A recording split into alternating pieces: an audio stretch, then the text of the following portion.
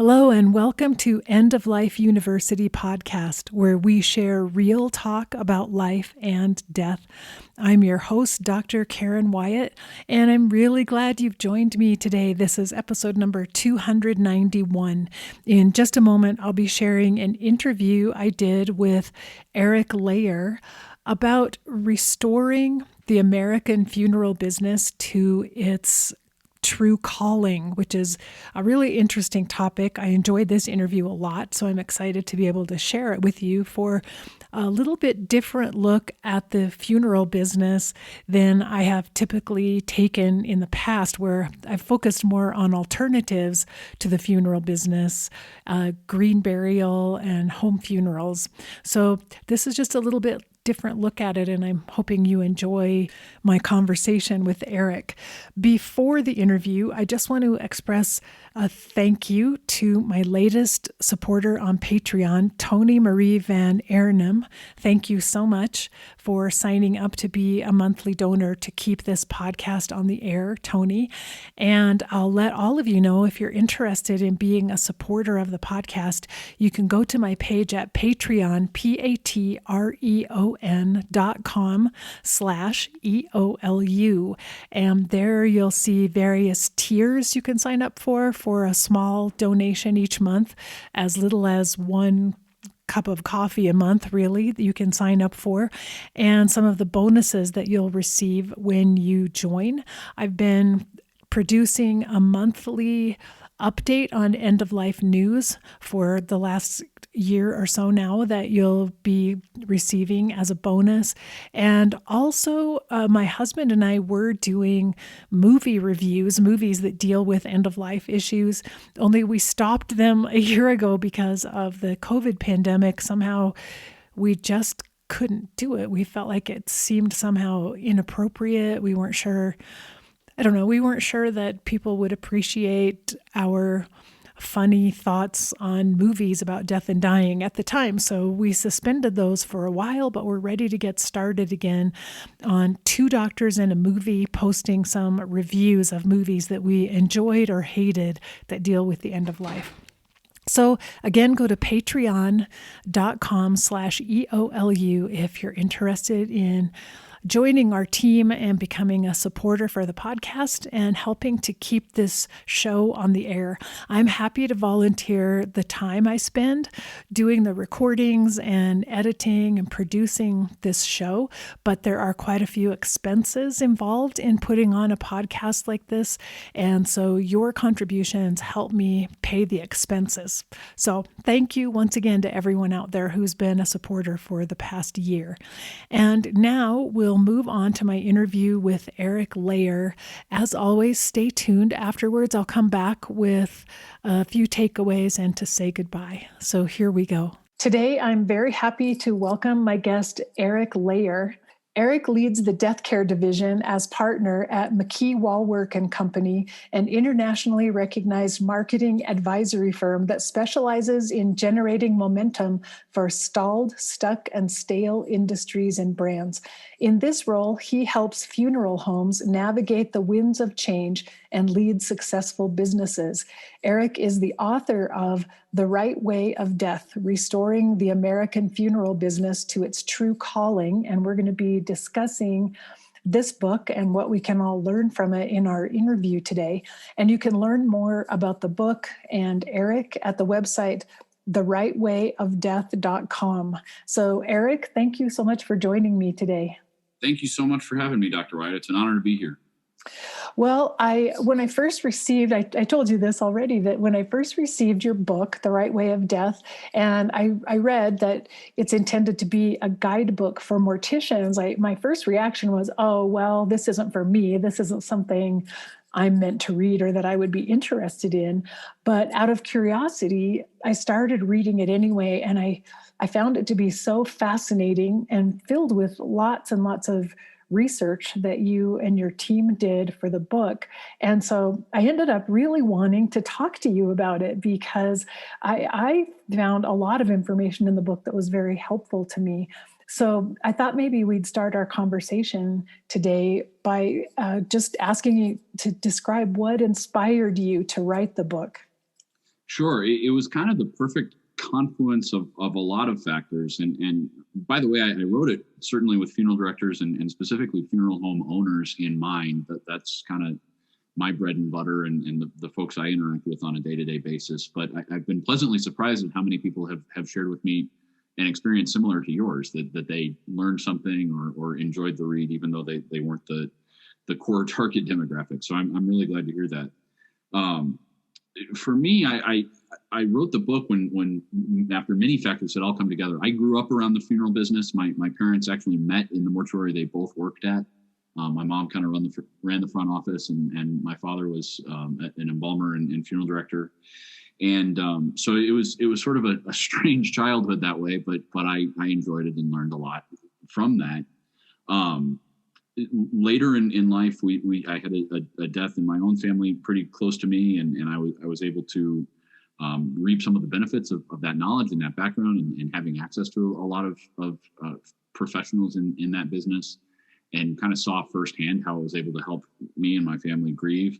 And then kind of completely coincidentally found myself many years later working for the consulting firm. And one of my key clients actually was the same firm that my parents had worked for many years prior. And as we did consulting work for them and applied the same models that we use to help other businesses sort of work through their challenges and better connect with their customers, I was sort of surprised and had something of an identity crisis as I tried to reconcile, what I knew from my childhood and really deeply believed about the value of funeral service, and all of the ways that my company was challenging this firm to kind of grow and change what they did. And several years later, when I finally sat down to write the book, it was kind of the culmination of this process of reconciling, all of my own personal experiences from being able to have the unique experience of looking at funeral homes and the death care industry from many different angles, and sort of put all of those pieces together after a whole lot of time. Well, you write that the funeral industry has failed to evolve with the rest of society. And the guests I typically have on my podcast are a lot of people are involved in alternative forms of death care. And so all of us have expressed that same sentiment that, there's something wrong with the traditional funeral industry. Something doesn't seem to be working right, and we need alternatives. And yet, as I look back at my own childhood, the thing that I remember is that my family for generations used one funeral home in our community, and every single death that took place in my family, the funeral took place in the same funeral home. And I realized that was something very important to me and also to my family, an identification with that funeral home, the funeral director and their family, because that business was handed down from generation to generation as well. And I feel a nostalgia for that in a sense, which I can imagine you do as well. And so I realize it's not something that we can just toss away and say, oh, this doesn't work anymore, we don't need it. We actually do need it. But I'm wondering, what are your thoughts about how has the funeral industry failed to grow? What has gone wrong? Yeah, I think it comes down to, the old adage, it's not what you say, it's how you say it. I think in many ways, funeral professionals get a bad rap, not entirely undeservedly so, but they have really good hearts and good intentions in my experience. They're trying. I mean, you don't go into this profession, you would have to be pretty cynical to go into funeral service just to make money. You're not going to make a lot of money. You're dealing with people on the worst day of their lives. Most people go into this line of work because they see it as an opportunity to serve and to help people at a tough time. The problem, though, is really for about the last 50 years, people have had a lot of problems with the way funeral homes manage their work. I think the industry as a whole has failed to respond or react to that terribly well, and has failed to lead in a lot of ways. And the problem is kind of this terrible chicken and egg scenario where funeral homes don't exactly know what to do, and they feel lost. They don't want to overstep. They're a little bit afraid of getting their hand slapped because They know people are distrustful of them. And yet as a result, as they pull back and do a worse job of responding to what the public's asking for, the public sees them as less relevant and in turn trusts them even less. The result, like you mentioned, I don't believe is good for grieving families. Might be kind of an odd comparison, but in my role as doing marketing, I work with a lot of creatives. And what I've learned over the years is the stereotype of creativity as being incredibly free form and not having any boundaries is actually not true. The creatives who I work with who have incredible brains and are great at churning out really good writing or really good art on a daily basis rely on quite a bit of structure to be able to do so. They want to clearly define the problem up front. They need to be able to organize their own time and their own thoughts very, very well. And I think it's kind of the same thing for grief. Having grief processes that are completely free form and completely free of any sort of rigidity or structure. While that might sound appealing and maybe a step that direction is healthy, going all the way has had the result of leaving families sort of bewildered. And, people are generally these days unsure what to do. They have a vague notion of what kind of funeral they don't want. A lot of that comes from, ideas they get on TV or in movies. But I really see that as a tragedy that, in times of need, historically, people have fallen back on their cultural and familial traditions. And as we've kind of torn all those down, I fear we might have thrown the baby out with the bathwater, because now, people generally know they don't necessarily want a traditional funeral, but they're really at a loss to say exactly what they do need to help process the grief or handle it well, or even ask those questions in the first place. I think that's such a good point, that a lot of people may have experienced funerals in the past that didn't meet their needs. And so a more traditional funeral that somehow left them wanting, it just didn't ring true for them or didn't fulfill what it was they needed at the time. And therefore they've decided that's definitely the wrong way to go. But as you said, there are not really good role models in our society for how do you do something alternative. And what I have seen in a lot of situations, even with some of our hospice patients, are people just deciding, I don't want a funeral or memorial service at all. We're just going to skip that, which I feel is a grave mistake and it will end up being harmful to the family in the end. Do you agree with that? I do. One of the most poignant stories I've heard is a story about a woman whose husband passed away, and she decided, and she had the right to make that decision, not to have a funeral or a service at all. And the mortuary that handled the body and the cremation was actually contacted by this gentleman's golf buddies, and his golf buddies were just beside themselves that they weren't going to have the opportunity to say goodbye. So I think, again, absent that context and maybe some guideposts of what the right thing to do is in those scenarios, the easiest thing to do is to pull back, to retreat. In my own experience dealing with loss, you don't want to go to the funeral home. You don't want to have to confront the reality of the death. And probably the last thing you feel like you want to do is to see a line of people who are hurting just like you are. But when you decide to pull back and when you don't have that opportunity to say goodbye or don't have that service, it's not just a decision you're making for yourself, that there's an entire community of people who are affected by that decision.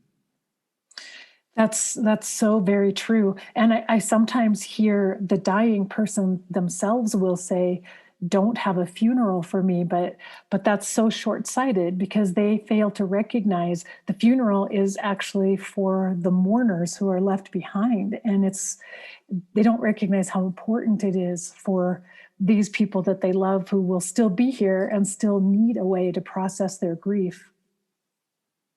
Exactly. It was a little earthy. We actually ran a very successful ad for one of our more progressive funeral home clients, featuring a young lady having just that conversation with her mother. They're sitting over at a table, and the young lady's trying to engage and understand what she should do after her mother passes away. and mom, as I think many people with good intentions say, mom says, "Don't worry about me. Just cremate me and stick the ashes in a coffee can." And the next scene cuts to the young lady in a grocery store after her mother has passed, just bamboozled, trying in her grief to choose the right coffee can to put her mom in as this final decision for her mom. So we kind of used humor to enter this really tough conversation. I think people say that with good intentions. They're trying to save their loved ones from a lot of pain, or they're trying to save them from the trouble or the burden of planning a funeral. But the reality is then the survivors are caught in this catch-22 of do I honor my mother's wishes, or do I do maybe what I actually need, which is a chance to say goodbye, see my mother for the last time, spend time swapping stories or sharing hugs with people who knew her and loved her like I did. I don't think anybody says I don't want a big funeral. They don't say that with ill intentions, but sometimes there's some negative consequences when you go that way. And one thing you bring up in the book is that there are a lot of people in our current society who have kind of migrated away from religion and who may associate funerals as some sort of a religious ceremony, and that might be one of the reasons they're rejecting it. Yeah, the rise of the nuns, people who identify in the religious category of a survey as nun. It's the fastest growing demographic in America. And I think funeral homes with their chapels and sometimes steeples, even very, very traditional church styled accoutrements can sometimes struggle with what to do with that audience. But the reality is, religious or not, people need the opportunity to say goodbye. Yes. I do remember looking back, many, many years ago, my father died by suicide. And at that time, we had no thoughts of not having a funeral, but none of us were in a place at all where we could have planned a funeral by ourselves, some sort of home funeral or any type of alternative funeral. It wasn't possible. We were in such a state of shock. And I still look back with gratitude that we had that family funeral home that we had been to so many times for so many funerals. And in fact, the current funeral director knew my father really well, but they were so helpful to us because we showed up in our state of shock, unable to really even think clearly about what to do next. And they just led us through the process. They guided us step by step as to what we needed to do. And I do feel like someone who helps in that role it's really essential for most of us. I would think most families end up in a similar state and would have a great deal of difficulty trying to just plan something on their own if they didn't have professional guidance. Mm-hmm. Well, I'm so sorry for your loss. That's a tragic story. I think what funeral directors have sort of pulled back or are hesitant to step into is the role of expert. Since I can actually point to the date, since 1963, I think the general perception has been a little bit of skepticism or resentment toward funeral directors thinking of themselves as experts. But the reality is, if you interact with hundreds or in some cases even thousands of grieving families every single year, you're going to become an expert. You're going to know what helps and maybe what doesn't. You're going to know where perhaps someone's making a decision out of their emotional state rather than maybe the decision that's best for them. And it's a tough line to walk because obviously it's still a business and there's some inherent skepticism there that the funeral director is obviously getting paid for this role. But if I believe that if funeral directors are able to enter that role of expert and really embrace it, help guide a family, help serve a family toward making decisions that are going to best benefit them, that they really do have that knowledge and that background and can really provide a very valuable role for our culture. If you think about it, there's fewer, as people have pulled back from churches, have pulled back from even having strong community leaders or even strong family leaders, a clear matriarch or patriarch of the family. there's really no one left who can stand there and say this is going to be the most helpful thing for you in this moment of grief. And I believe that funeral directors, rather than pulling back from that role or trying to just sell a product or a service or think of themselves as just crematory operators, there's really a benefit to the profession and to society at large if they're able to embrace that. Oh, yes, yes, absolutely. And it seems to me that maybe it's a case that there have been a few bad actors, if I can say that, within the profession who have maybe given a bad name to the profession as a whole and has really really caused a more negative public opinion than is deserved. I think that's very likely the case. I talk to funeral directors all the time who say, I've never in my life encouraged a family to upgrade a casket if they can't afford it. Right. I would never encourage a family to make a decision that is just motivated by what's going to make me the most money. And I really believe that. I think there's very few funeral directors, even throughout history, who have acted that way. But there have, like in every profession, been a few. And we're looking at a situation where when a family walks into the funeral home, that's probably the caricature that they have in their mind. And that's important for both families and funeral directors to remember, is that, we're not exactly stepping into a purely objective situation here, that the family, fairly or not, is suspicious of the funeral director. And so, the funeral director needs to work extra hard to earn that trust and to not betray that trust. Yeah, and I guess that's true. Somehow, the trust was lost over time, and there is a burden there of regaining trust. That's actually true in medicine as well, in my profession, and now more and more in hospice medicine. Even as surprising as that might sound, but that there have been some people who have taken advantage of the situation, and all of us bear the burden of trying to restore the trust with the public to make sure that people, as you say, don't throw the baby out with the bathwater and don't walk away from all of this because they've heard some negative stereotypes. And the connection to healthcare is something you've helped me understand in our conversations, and it's such an interesting insight. It's not one I would have thought of. But it's so true. My business partner always reminds us that people fill gaps in their knowledge with their own insecurities, which is a really interesting insight and has helped me think about a whole lot of different situations. But funeral service, planning a funeral is not something we do very often. You might do it once or twice in your life. So you have very little knowledge about what's going on or what's a normal price. And we're aware of that. And it's very easy to fill that knowledge gap, fill that space where there's a void in your own experience and expertise, with all of your own fears. I'm afraid of getting taken advantage of. I'm afraid of them, not giving us what or doing what they've promised. I'm afraid of them not taking care of my family or my loved one. Even to go even deeper, I'm afraid of letting mom down.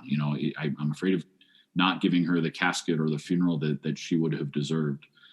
So it's whether the funeral director says it or not, it's so easy for folks to feel especially vulnerable and bring all of your own fears and insecurities to the table when you're sitting across the desk from a funeral director. And I've seen and heard that quite a lot. And this even happens actually with end of life care as well. Family members are afraid if I say no to some expensive treatment for my mother, it means I don't love her enough, even though I'm being told this treatment isn't really going to help her. If I love her, I should say yes, and we should spend the money on it. And I know from your book that's true for funerals as well. Some people believe that spending more money is a way to prove that they love their loved one, and maybe even they think that it's going to help them with their grief. I know you wrote about that. Right. And the kind of the multiplied problem with that is oftentimes you'll hear somebody say that the funeral director sort of pushed them into that decision, or they made me feel that if I loved mom, I would have spent more on the casket. Again, there might be some bad actors where that happens occasionally, but I think if you look objectively at that scenario, it's very easy to project your own fears, your own insecurities, on that engagement. So the funeral director doesn't have to say anything necessarily to make you feel that way.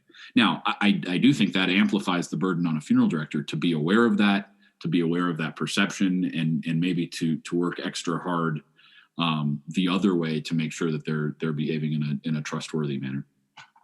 Yeah, yeah. And even if they know they're working with a family with limited means, they go out of their way to try to help that family find find a way to have a funeral they would be satisfied with, but that they can afford.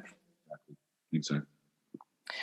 So I know in the book you mentioned that your firm did a lot of research on ceremonies and rituals for death around the world, which I found really interesting. So I was wondering if you'd talk a little bit about what you learned from that research in writing the book. Sure. The research we've done on death and how people think about death has been one of the more exciting parts of my job over the last few years. The bottom line is we sort of set out to find, mostly through secondary research. We're not anthropologists, but I was looking to find out whether there were any cultures who basically don't acknowledge or don't deal with death. And there really aren't. There's a few instances throughout human history that are a little bit more unusual.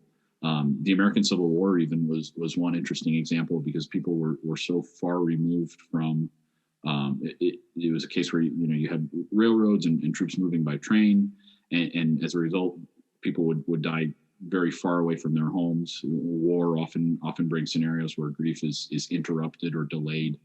But even in that case, the Civil War actually brought about the advent of embalming, as so many families paid to have their loved ones embalmed and shipped back home so that they could be buried at the family plot. So everywhere you see an interruption to the historical norms, that there's sort of a new norm or a new tradition that comes in. We were never able to find a void where people just don't grieve or don't mourn at all. And so it seems like some sort of ritual or ceremony is really essential to us just as human beings. And I even read that when in some of the caves in France that they found evidence of from Neanderthal times, they found burial sites. They found skeletons that appeared to have been buried with flowers and necklaces and bracelets and other things around them. And so it seems from the dawn of human beings, we are meant to have some sort of a ritual or a ceremony that honors the person who has died and memorializes them. Absolutely. Writing a book like this, I've sort of become a lightning rod for anyone who knows me to share anything death related. A good friend emailed me just yesterday. He was reading the Bible and came across a passage about how Moses was mourned in the desert for 30 days after he died. And thinking about that, in the Christian or Jewish tradition of a nomadic people in the middle of the desert, stopping what they're doing for 30 days, that's a tremendous sacrifice of resources and effort. And I can't think of anything culturally that we do for 30 days anymore. But it just, again, it's one more example of how universal this need to say goodbye and to mark the death of someone significant really is. And it's also not limited even to our species. It was amazing. One of the things that really surprised me as I did research is how many different researchers, biologists have documented evidence of grief in the animal kingdom, whether that's dogs mourning their owners or chimpanzees and elephants, basically holding funerals for their deceased in the wild. There's dozens and dozens of different species and documented cases where even animals feel this need to say goodbye. So it's a very natural thing.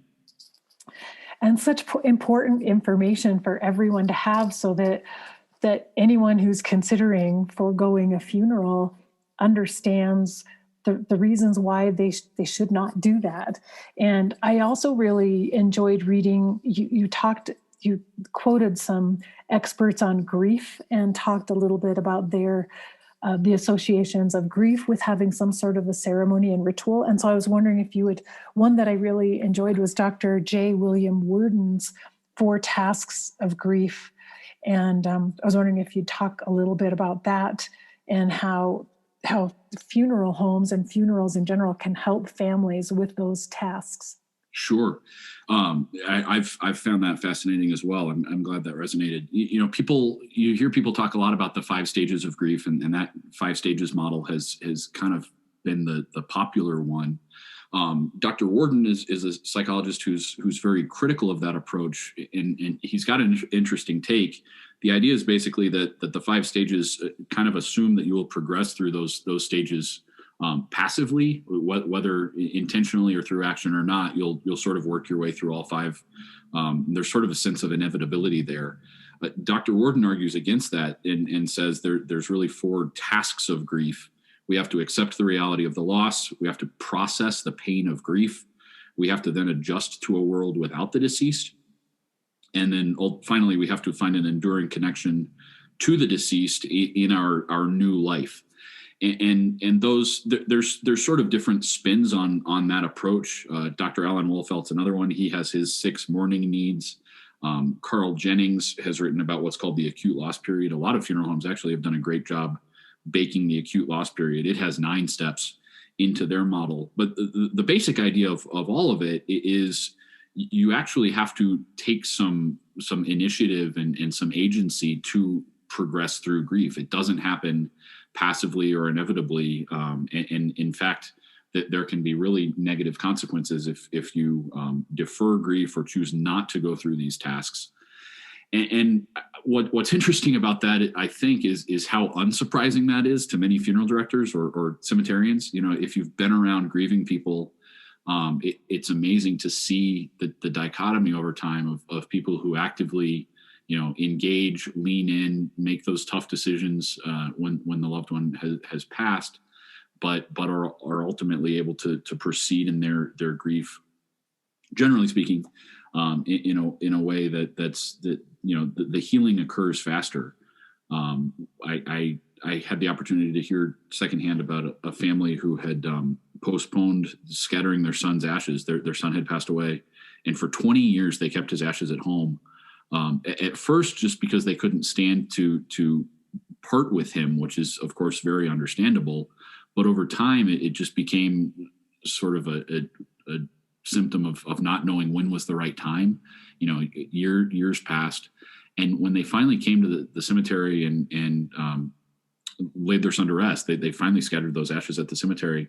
They both just wept with relief, actually, in the funeral director's arms, because they had finally been able to let go and say goodbye. And this was a case they'd postponed this for decades. I think funeral directors have a point when they want to save people some of that pain of deferred grief and help them confront the loss, help them work through these tasks in community and maybe earlier on in the process, so that pain isn't deferred or dragged out for a longer period of time. And one thing that you wrote about in terms of acknowledging that the death has occurred is whether or not there should be a viewing of the body. Should mourners have that opportunity to view the body? And I had a reflection on that because one of my good friends died when we were both 29 years old. So it was one of the first losses that I had of someone really close to me. But her parents chose not to have any sort of viewing. They just had a memorial service for her. And I lived far apart from her. I hadn't seen her for over a year.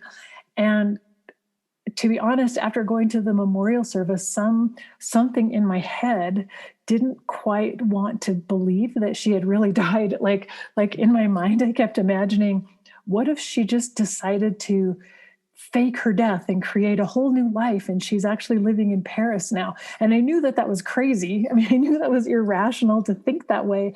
And yet, because I did not view her, I did not see her body after she died, it made it more challenging for me to fully accept and move into that place where yes, I know she's not in Paris. I know that she died. So I was really interested in that because I think that be something that's a little bit controversial in the funeral industry of whether or not to have a viewing. Hmm. Yeah, it's. I was actually surprised. It's a relatively under researched question. There has not been a lot of study one way or the other on the psychological impacts of that. But if you think just kind of objectively about human history, Americans are more removed from death today than any group of people in human history has been. Even if you go back, even just a few decades, it was more common to pass away at home. It was more common especially in rural parts of the country, for people to prepare the body themselves, or even dig the grave themselves. That was all just normal. You would be around the death. And as we've shifted from a familial setting of death to more of a clinical one, where you're more likely to pass away in a hospital, the body's more likely to be handled by a professional. Those barriers have sort of grown up between the family and or any individual and their exposure to death. And I'm not sure that the result is entirely positive. I mean, there's certainly good things about not being exposed to bodies as frequently as you would have been at other points in human history. But I think as a result, we have lost exactly what you're talking about. Some of that ability to acknowledge and come to terms with the reality of the loss.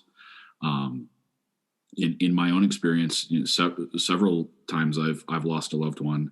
It wasn't the funeral that was really what I remember as my opportunity to say goodbye. It was in sometimes quite viscerally, coming into contact with the deceased, having the chance to cry with their body and touch them one last time, recognize and acknowledge the reality of that death. It's a really powerful thing.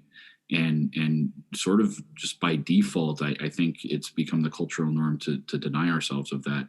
And the explanation for why is pretty obvious, right? I mean, people, it's not something you really want to do. You don't want to see your loved one's dead body. It's a very hard thing to do in reality.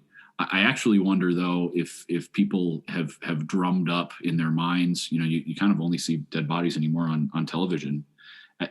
I wonder if we've made it worse in our minds than it is in reality, and to the point where when we're presented with that option, again, usually in a context with a lot of grief and a lot of emotion involved, it's just the easiest thing in the world to say, no, I don't want to do that. I don't want to have to put myself through that pain. I'm afraid of it. I don't know what it's going to be like. And then the issue sort of snowballs because we do it so much less, and so therefore we become even more afraid of doing it. And before long, we're operating in a context where it's unusual to have that exposure to the body. And again, I think the net result is probably detrimental for our grief processes. Yeah, I think so too. And to go back again to my father's death that I alluded to at the beginning, it was really the funeral director who knew my father basically said to us, you need to have an open casket during the funeral. And he made sure that he did cosmetic repairs, whatever was needed. And apparently stayed up all night doing that for my father. I think it was really an act of love on his part because he knew my dad. But I didn't know, I mean, we were all a little bit terrified of seeing the body. And yet it was so healing in a way to be able to see my dad as whole when he died. And then sitting in the mourners section to be able to watch all the other people who attended the funeral come up and see my dad, and to see some of his friends touch him and touch his hands. And that was remarkable to me. But I suddenly realized what a gift this was, that all of us got to see dad one more time and to see him as whole. And it was because of the work of that funeral director who was willing to restore my dad so that we could look on him in a more comfortable way. And anyway, I've always been really grateful for that. What a powerful story, and what a gift that was. I've had similar experiences of my own, and again, it's so normal to be apprehensive or afraid of that confrontation. But I agree. It can be very healing and very powerful for you and for the entire community who also can share in that. Yeah, yeah, definitely. Well, it brings me to another question, which what you wrote about in your book was a trend toward direct cremation, it's called. So, and I know a lot of people are choosing cremation, feeling like maybe it's better for the planet, except I've been told that it's not really, because, not really necessarily better for the environment. But I know people are choosing cremation for ease. But I wanted to ask you exactly what is direct cremation or online cremation, and kind of the consequences of people choosing that. Sure. So direct cremation is simply where you cremate the body essentially without any ceremony or funeral or other opportunity to gather people together to say goodbye to the loved one.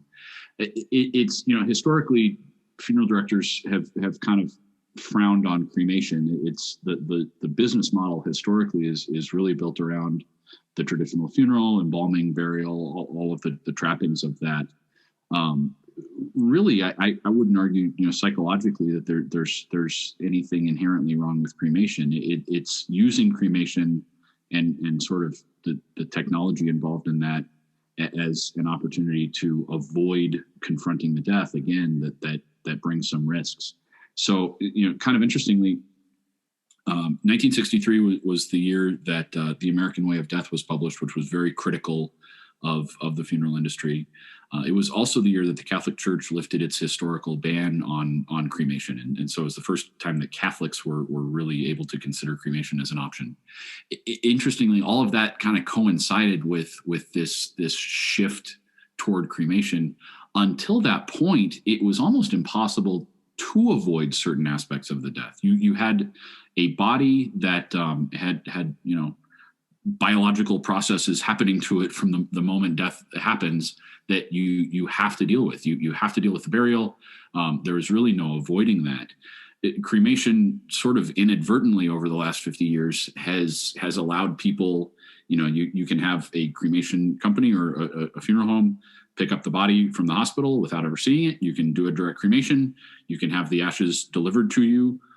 Or not. Interestingly, a lot of funeral homes will tell you they have closets full of cremated remains that were never picked up, because again, there's no decaying body that you have to deal with. There's just a much smaller set of cremated remains with really no shelf life, and so again, it's easier to put off that confrontation even indefinitely.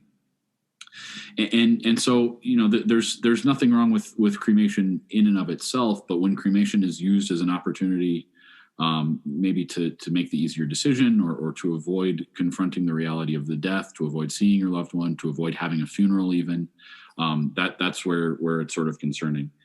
And it's important to be careful with terms. You can plan a direct cremation online, and there's companies sort of popping up to do that. I would argue the right way to use a company like that is simply to handle some of the logistics around dealing with the body or dealing with the death. And then maybe, plenty of folks would like to coordinate their own funeral, maybe in their backyard or at a place that was significant to the deceased. Maybe a community center or a church or a synagogue or anything like that. If done that way, direct cremation simply means that you're managing those things on your own rather than not doing it through a funeral home, and that's really great. That's a way for people to lean into the planning process themselves if they're able, and if that's their style, if that's what they'd like to do. The confrontation of death and the opportunity to grieve and say goodbye as a community, that's all still happening. And really, it might be that direct cremation could be a tool to be celebrated in that context. Unfortunately, that's not what tends to happen. Direct cremation broadly tends to kind of open up an opportunity for people to avoid the confrontation or the chance to say goodbye to the deceased indefinitely. One interesting little anecdote: there was a study done in California a few years ago that found 1 in 5 homes in America have cremated remains in the home. And in some cases, people might have a little shrine or something where they've done that intentionally as a way to say goodbye. What we've found is in most cases, the cremated remains are sort of stashed away in closets or basements. There's a growing pattern now where mom and dad will have grandma cremated, and they'll have grandma's remains at home, and then mom and dad will pass away. So then their children will actually start inheriting sets of cremated remains and don't know what to do with those. This can all lead to some guilt, some confusion. What should I do? Should I lay her to rest permanently somewhere? Does she deserve better than a cardboard box stashed in the closet? Is it okay to contact a cemetery at this point? What are my options? There's just a lot of fear and consternation that's created then when you're not really intentionally again going through those tasks of grief. Confronting the reality of the loss, applying some sort of ceremony, whatever that may be, to actually actively say goodbye.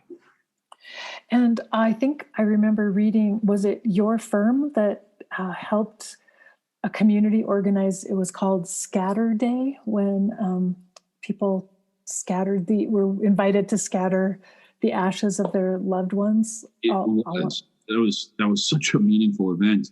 We were approached by a cemetery who was, people don't really want to go to cemeteries. And so they were looking for, an opportunity to engage with the community a little bit better. And at the same time, we were all aware of this 1 in 5 statistic and wanted to help as a community service, help people sort of come out of the shadows. And if they had one of the, if they had a loved one who they had postponed laying to rest and weren't sure what to do, we wanted to take all the taboo away from that. So the idea was free of charge. We had one day called Scatter Day, where you could come out to the cemetery free of charge. They had a scattering garden and a memorial wall where they would actually engrave the name of the loved one on the wall. All of that free of charge. If you wanted to buy a plot, because you can actually bury cremated remains, a lot of people don't realize that. Or if you wanted a niche, there was a lot of staff on hand to help with that.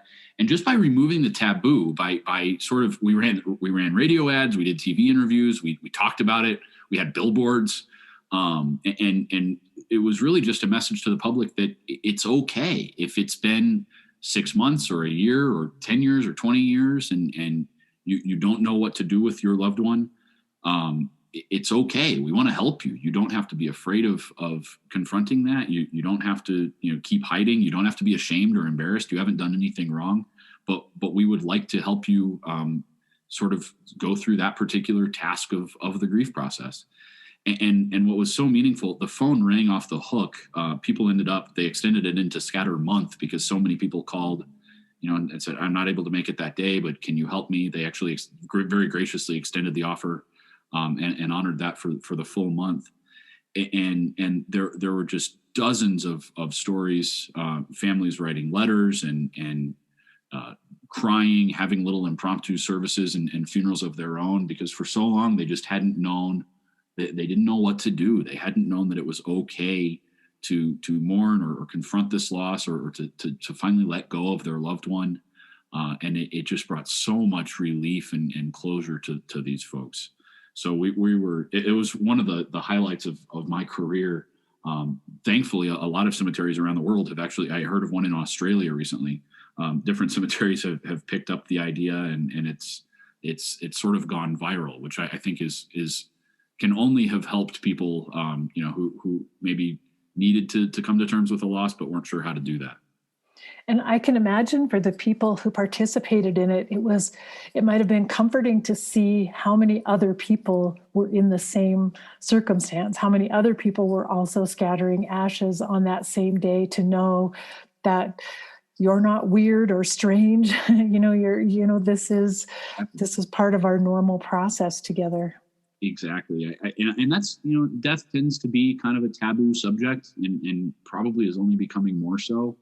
I think the more we can encourage people that they're not alone, they're not the first people to have felt these sorts of things. And that's really what a funeral does, is it lets you gather together a whole bunch of people who are feeling the same grief over the same person that you are. And it's, like you said, it's for the survivors. It's not for the deceased. It's an opportunity to know that, that this is normal, and it's going to be okay, and you're not having to do this alone.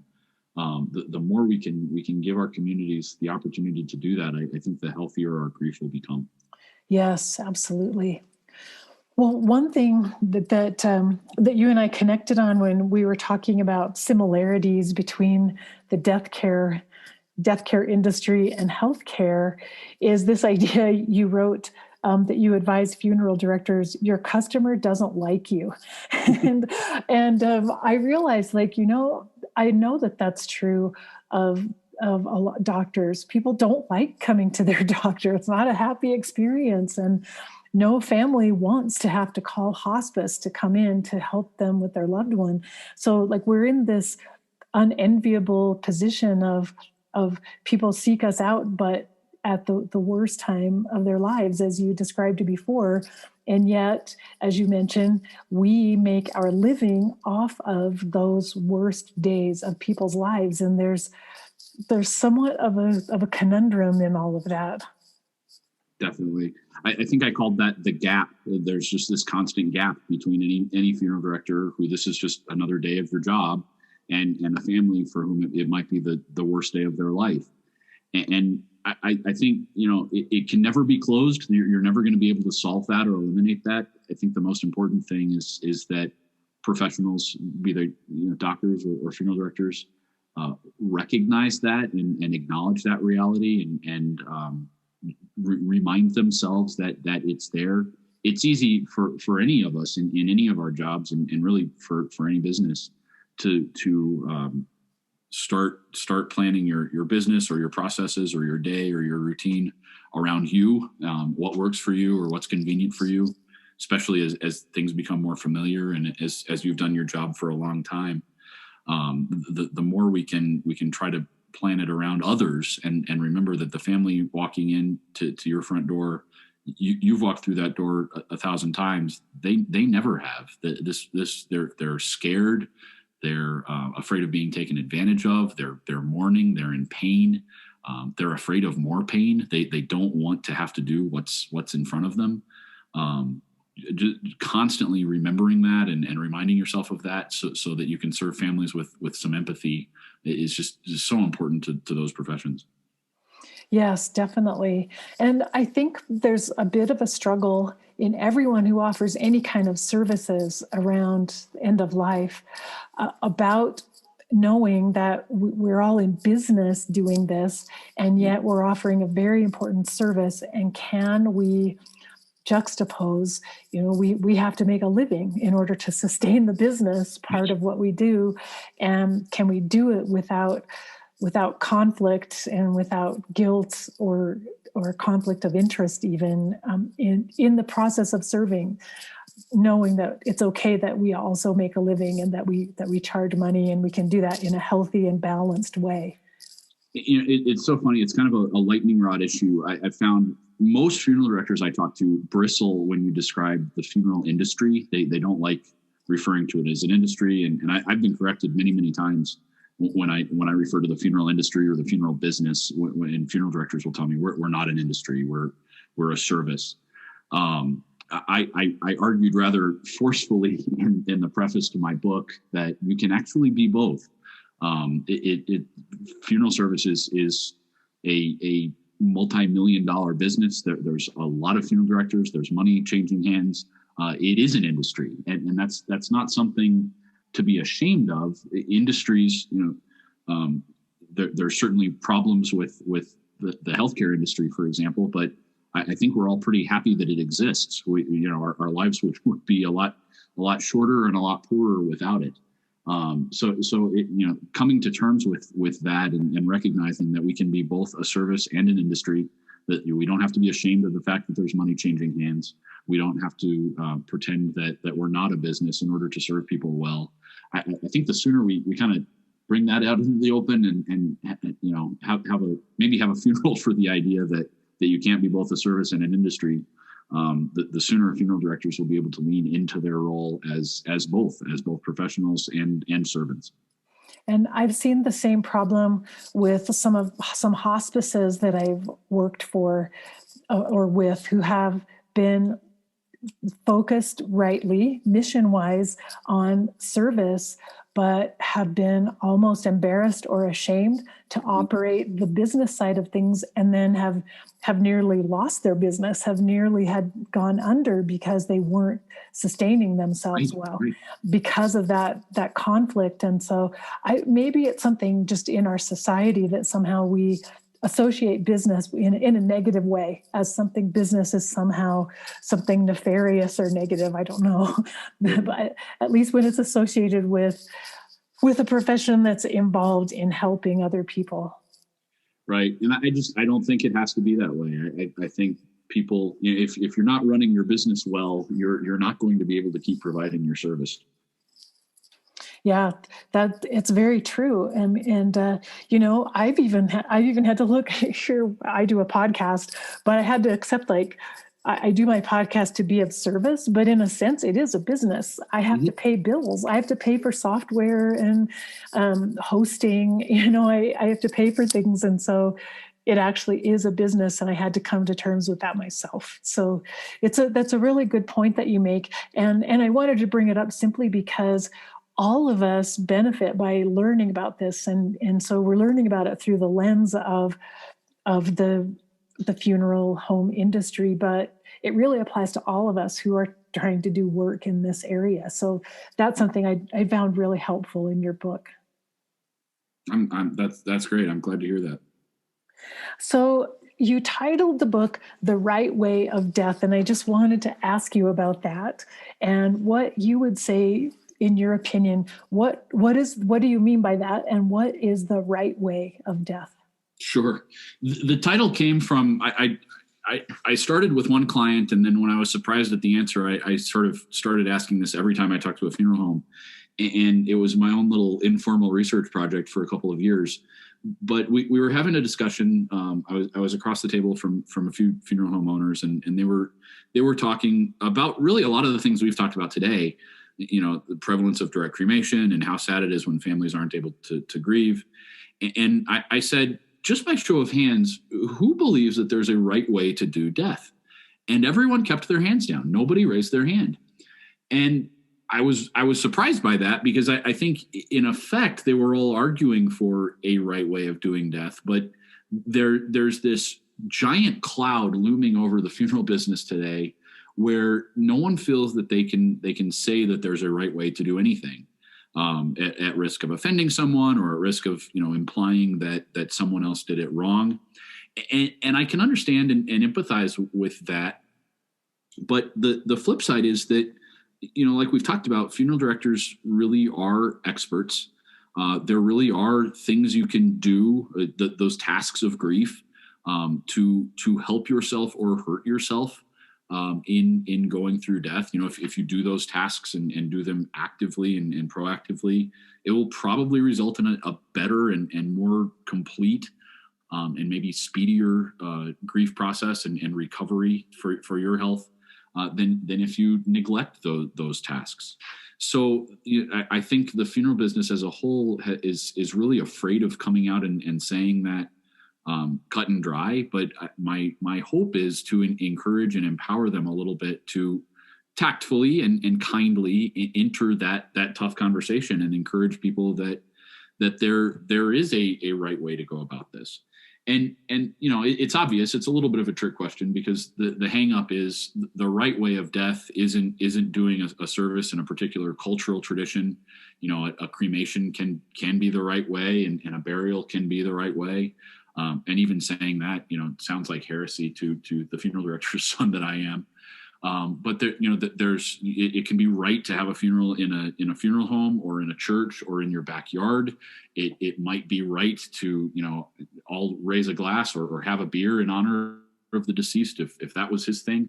It may be right not to drink at a funeral if that was if that's relevant to that culture or that particular community. So it's not so much about the specifics of the funeral, or the specifics of how you go about the death. There's almost infinite cultural execution, so to speak, of how how we're going to have the funeral, how we're going to carry this thing out. But the reality is, all cultures do it. And what not to sound hyperbolic, but what frankly terrifies me is 21st century Westerners are basically the first people in human history who think that it's valid to push all of that aside and to not confront the death at all, to have a direct cremation, pick up mom's remains, throw the shoebox in the back of the car, stick it in the closet when you get home, never have anybody gather, never have a ceremony. To some extent, this has been exacerbated by the past year and COVID. People have in some ways tragically been forced into that. I'm afraid that even once gathering restrictions are lifted, they'll never go back and have that funeral or have that opportunity to say goodbye, because culturally we've just sort of decided, I think by and large, because we're afraid of it and maybe we don't think we have the time, or we've put off the decision. But for whatever reason, we've decided that it's not important. We've decided that we don't really need to say goodbye, or that it's valid to, it's as valid to avoid the reality of the death as it is to confront it. And so when I talk about the right way of death, it's sort of an intentionally incendiary, eyebrow raising title. But there's many right ways to do death. What I would argue is the wrong way is to not do it at all, to not confront, to not give yourself or your community that opportunity to say goodbye, to leave, to that earlier example, to leave a whole lot of golf buddies who missed their friend but never had a chance to mark his passing, accept the reality of the loss, process and experience the pain of the grief, and set themselves up on a path to be able to move forward. And I so agree with you. Initially, when I read the title, I thought, whoa, what does he mean by that? What does he think is the right way of death? But it became very clear throughout the book that the right way of death is it's really our intention to accept the reality of the loss and to acknowledge the pain of our grief and come together as a way of sharing that grief. That's the right way of death, whatever it takes to get to that place. And that makes total sense to me. And I found tremendous value in reading your reflections through this particular lens and how you looked at it. And it actually really warmed my heart toward the funeral industry. More than it even had been before, because of my positive memories from the past. So I'm really grateful for all of the work that you put into writing this book. Well, that just means the world to me to hear that. My hope is, if one person's able to more fully and more completely grieve a loved one, that the work will have been worth it. I think funeral homeowners and funeral directors have some work to do in keeping their business model and their approach relevant and centered around their families. But I really do believe that it is a noble profession and a calling and something that our society is better off for their work. So my hope is that we can just keep that dialogue open and help funeral directors do their work better, but also help the public at large, help grieving folks engage them better and do a better job at using those services. Yeah. And I think for all of us, I think this book is all of us. I'm referring to the listeners of my podcast, because all of us are interested in end of life issues and the death care industry. I found your book to be a fascinating read, and I think you don't have to be a mortician to get value from it and to learn a lot from the book. So I'm hoping people will check it out. So we're talking about the book, The Right Way of Death, Restoring the American Funeral Business to Its True Calling, by Eric Layer. And Eric, where can people find the book if they would like to purchase it? Sure. I'm pretty easy to find on Amazon, either by looking for my name, Eric Layer, Layer, or at therightwayofdeath.com. Just all of those words spelled out, therightwayofdeath.com. There's also a little bit of information about me and the project, and you can download a chapter on the website before purchasing if you'd like. And also, if anyone's interested in having you as a speaker, it sounds like you're available for that. And so how can people contact you? What's the best way? I am. You can actually find my contact information on the same website, therightwayofdeath.com. So far, I've been engaged with quite a few speaking opportunities for funeral industry trade groups. But this general topic, like you've mentioned, I hope has a little bit broader impact than funeral professionals only. So would love that opportunity to talk and sort of enter the danger and talk about a tough subject. Yeah, well, I've thoroughly enjoyed it. It's been really fun to talk to you today, Eric. So thanks for taking time out of your busy schedule. Likewise, thank you so much for having me. This is a great conversation. Yeah, very much so. So good luck with the book, and let's stay in touch and stay connected. Outstanding. Thank you so much, Dr. Wyatt. Really enjoyed it. All right. Bye-bye. I hope you enjoyed my interview with Eric Layer. I found it really fascinating to look through the eyes of a marketing and business consultant at the American funeral industry and what it's getting wrong and how it has failed to grow in the past, even to talk about why we still need the traditional funeral industry here, and then what needs to change and how the funeral industry might salvage itself and move into the current century and do a better job of providing for the needs of its customers. If we can say customers, I really hate that word.